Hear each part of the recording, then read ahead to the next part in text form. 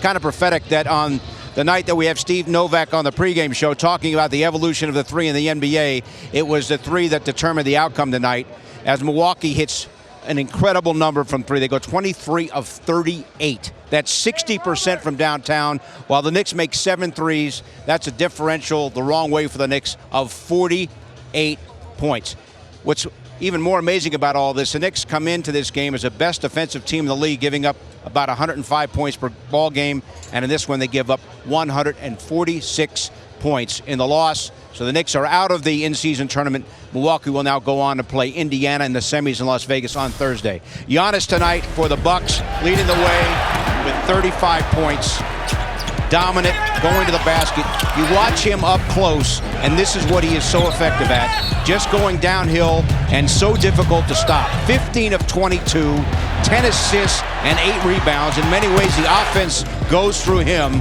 He even was able to hit that three. Everybody from Milwaukee was able to hit the three tonight. As we take a look at the final stats, and again, look at the three-point shooting. That's a whole difference in the game. The Knicks were only down by 3 at the half, and they ended up losing by 24 points. The assist total was good enough. Points in the paint, Knicks won that. Bench points, not so bad. Free throws dominated by the Knicks, but again, it was the three ball. As we now bring in Clyde Frazier. Of course, he helped call the game tonight with Mike Breen. Clyde, your impressions, your thoughts on the outcome tonight? No more road games for you. Hey, I did. When I sit next to you, I do eat the salad, though. That's important, right? Well, Bill, I my keys were defense, tenacious D, teamwork, 48 minutes. The Knicks could never impose their will on these guys. They could never get the stop that they needed. So the first half, the offense was competing, but the third quarter, everything fell apart. The Greek Freak took over. The Bucks were doing whatever they wanted on the offensive end.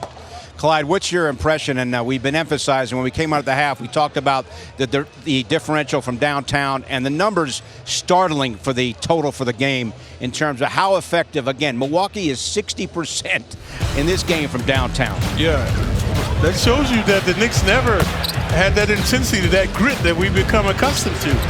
Look at Lillard, he was coming off the pick and roll. The Greek Freak was doing his thing. You know, Beasley was dancing and prancing, styling and smiling after making shots. So they never made these guys feel them, and they were able to pour it on. It became contagious.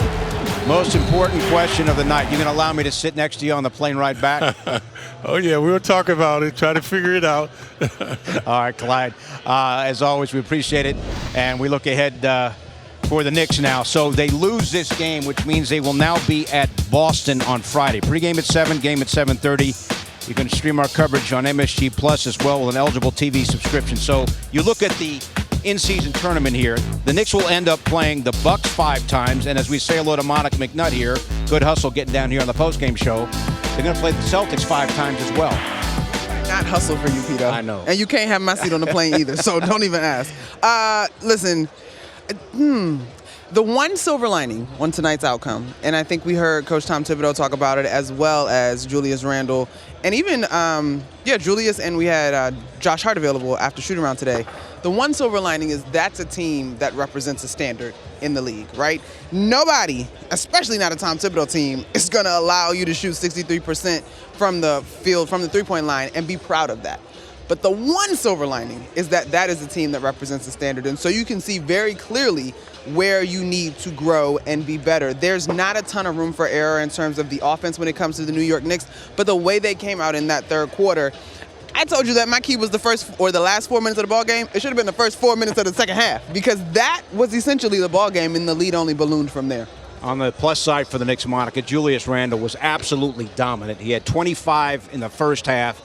He's a player of the week in the Eastern Conference, and he finished the game with 41 points. Season high for him. Yeah, I hate that the game could not have been more compelling, because he did play so well, particularly in that first half where he knocked down 9 out of 9 shots from the field, and that was just spectacular. He was 10 of 10 at one point in his career while he was still in the New Orleans Pelicans jersey.